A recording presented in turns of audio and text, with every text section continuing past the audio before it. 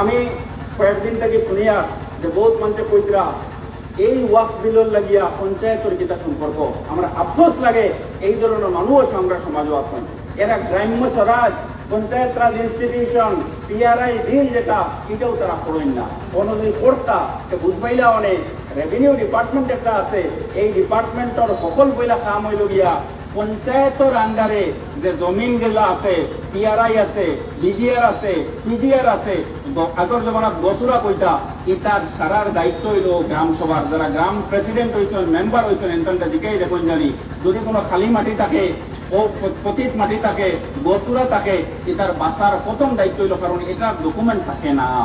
Undocumented ল্যান্ডর ultimate মালিক হইল গিয়া গ্রাম সভা। এখন যে মসজিদ গুলা স্থায়ী গেল 2 বছর আগে, 200 বছর আগে, 300 বছর আগে আমার বাপ দাদা দাদা থেকে লইয়া এরার কোনো ডকুমেন্ট নাই। ওয়াকবার ইউজার এরা যদি খালকে ইয়া ডিসিরে যে পাওয়ার দেওয়া হয়েছে, এই পাওয়ারও লেখা আছে যদি তাই নিয়ে খালকে কোন গঞ্চামর্চর ঈদগাহ এখান খালকে আর ঈদগাহ না, যতদিন পর্যন্ত কোর্টে ইন্টারভেন করছে না ততদিন পর্যন্ত তান কোথাও ওখানে আইন হয়েছিল। কত ড্রেকনিয়ান ল। এর বাদে আমরা কিছু মানুষ উঠা পড়িয়া লাগিয়া হই ওয়াক ফল লাগে বলে পঞ্চায়েতের কোনো সম্পর্ক নাই। আমার আফসোস লাগে এই ধরনের মানুষের সব থাকা অবস্থায় এরা আমরা। 2, কোনদিন আমি শুনছি না আমার 52 বছর বয়সও যে মুসলমান বলে 2 কোয়ালিটির মুসলমান। এই কোয়ালিটি, এক কোয়ালিটি বলে প্র্যাকটিসিং মুসলিম আর আরেক কোয়ালিটি বলে নন প্র্যাকটিসিং মুসলিম। আমার কাছে দাঁড়িয়ে সুন্নতি তরিকা না থাকতে পারে, এখানে মুসলমান আব্দুল সুবর তফাদার মুসলমান নাই। কারণ মুসলমান প্রথম রিকোয়ারমেন্ট হইল গিয়া আপনি জানেন যার কাছে কলিমা। এখানে একজনে আরো ইন্টারেস্টিং ফ্যাক্ট হইল গিয়া এখানে খেটের সার্টিফিকেট যে বোর্ডের মেম্বার হ্যাঁ নন মুসলিম। এখানে খর যে একজন মুসলমান প্র্যাকটিসিং হইলে তাই এখানে যাইতে পারবা, এই সার্টিফিকেটটা দিতে যে বোর্ড মেম্বার, এই বোর্ড মেম্বার ও নন মুসলিম ইনক্লুড আছে।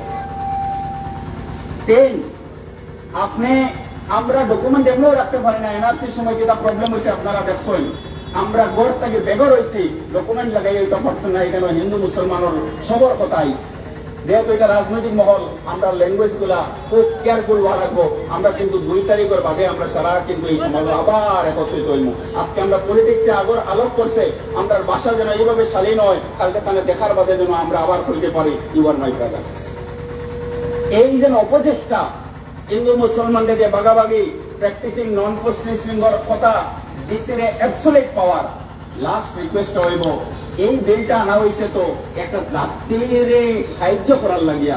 এখানে দেখা যায় যত ধরনের বিপদে ফেলানো যায় কত ধরনের প্রভিশন এখানে রাখা হয়েছে।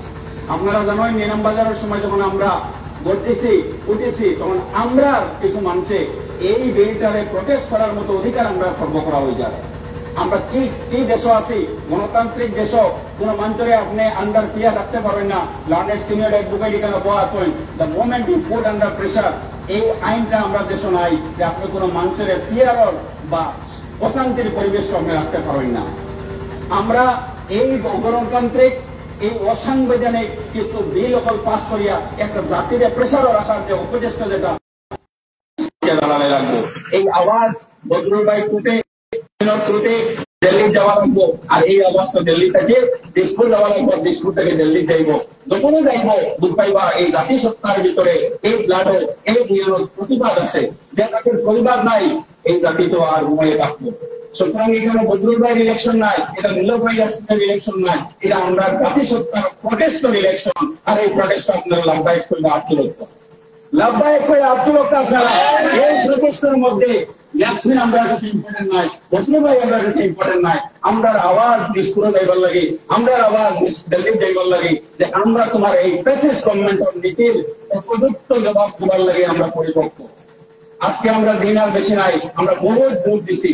এই সাউথ করিমগঞ্জ নতুন যেটা আপনারা বলছেন আগে নর্থ করিমগঞ্জ থেকে গেছেন, আপনারা জানেন এই সাউথ করিমগঞ্জ মুমতাজুল মুহাদ্দিসের দ্বারা প্রতিষ্ঠিত একটা সমষ্টি, তৌকি আব্দুল মুনিম প্রতিষ্ঠিত একটা সমষ্টি। তিনি মুমতাজুল মুহাদ্দিস ছিলেন আগর জমানার। আজকে যারা আমরা লন্ডন আমেরিকা পড়িলে সেভাবে ইজ্জতের সাথে কথা কই, আগর জমানার টাইটেল পাস সিলেক্টটা গিয়া যারা আইটা এরা বহুত ইজ্জতের সাথে দেখা এই টাইটেল পাস আমরা খালিগঞ্জের তৌকি আব্দুল মুনিম সাহেব দ্বারা প্রতিষ্ঠিত এই সমষ্টি। এর আগে আমরা আইসি প্রফুল্ল চৌধুরী সাহেব একজন গ্রাজুয়েট গেছে, দেন আমরা মামলা মিনিস্টার ফেরাই আসেন মূল্য বেড়েই পয়সা, তোমার ইংরেজি তোমার বাংলা এত সাবলী, তোমার মতো মানুষ এসে যাইতে লাগে, আগের মতো প্রাণী গানতে গেছেন যে এর বাদে আমরা MLNG আব্দুল মুত্তালিব চৌধুরীর মতো বলিষ্ঠ নেতৃত্ব আমরা অ্যাসেম্বলি পাঠাইছি। এর বাদে আমরা গেছি আমার বাদে আমরা পাঠিয়েছি, আমরা পাও পিছিয়েছি, আমরা অবাগি সবাই বলছি আমরা মানুষের গুলো এই ডিস্ট্রিক্ট থেকে উপযুক্ত নেতৃত্ব গেছে না, ইতিহাস জানা প্রয়োজন। যারা মানুষে আমরা স্টেডিং করেন আর কিনা বাচ্চি জ্বালাই নাই, আমরা এরা আর প্রয়োজনে করবো না। আমরা মানুষ সজাগ, আমরা মানুষ সজাগ ভাবে আমরা এই করছে না। যেটা নীলুফার নাম হইল স্কেয়ার্ড, নীলুফার নাম হইল গিয়া প্রেশাস। এই প্রেশাস মানুষগুলো বাইরে আইসেন আর আমরা দাবানি যাবো না। আমরা কিন্তু এখন নীলুফার আওয়াজে আওয়াজে, আমরা বদরুল ভাইয়ের আওয়াজে আওয়াজে, আমরা কংগ্রেসের আওয়াজে আওয়াজে, আমরা ইনক্লুসিভ কালচারের আওয়াজে আওয়াজে আমরা তারা যেন এক হই।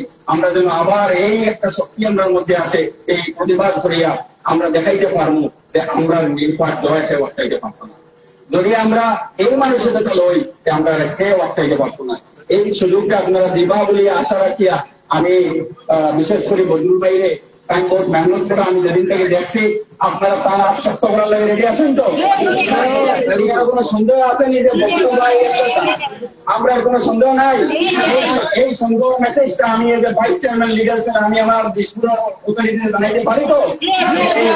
আপনারা এই ওয়াদা 2 তারিখের বাদে আবার আমরা আইব বদরুল ভাই ওখানে থাকবার আপনারা স্যার আমরা মালা দিন।